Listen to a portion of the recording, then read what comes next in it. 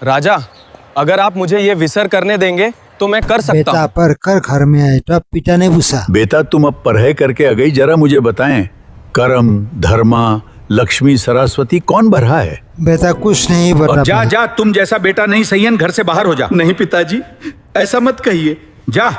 बातों से उनका बुरा लगा और बाहर चल पड़े। यहाँ कोई दुकान है क्या? दुकानदार? अंगूठी रख कर वो खाना खाया। उसके बाद जो हुआ, चोर चोर चोर। इन लोगों को क्या हुआ?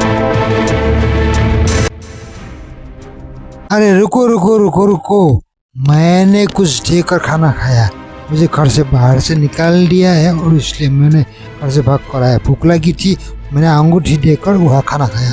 फिर भी किसी ने विश्वास नहीं किया और उसका आँख फोड़ दिया। आँखों में दर्द, दिल में दर्द, फिर भी वो चलते रहा आगे की ओर। एक राजा की सारी की सांबर पे घुस गया। यही तो है मेरा पहला प्यार। राजा के पास एक दिन लक्ष्मी, सरस्वती, धर्मा और कर्मा साली गई अकबिसार के लिए कौन बड़ा है। राजा को बोले कि हम सारों के कौन बड़ा है। लड़का उनकी बातों को सुन रहा था। राजा, अगर आप मुझे ये विसर करने देंगे तो मैं कर सकता हूँ। ठीक है, कल आप लोग आएगा। सब लोग आ गए थे राजमहल में और बेखबरी से इंतजार रहे थे सवालों की जवाब। अब है सरस्वती माँ पर क्या? क्योंकि जिस दिन मेरे पिता ने मुझे सवाल पूछे थे उस दिन मुझे क्यों याद नहीं आया? आप भी बड़ा नहीं हो, जानते हो मेरे माँ ने खाना दिया था लेकिन सवाल का नीचे ढोल दिया था। उस दिन आप कहाँ थे?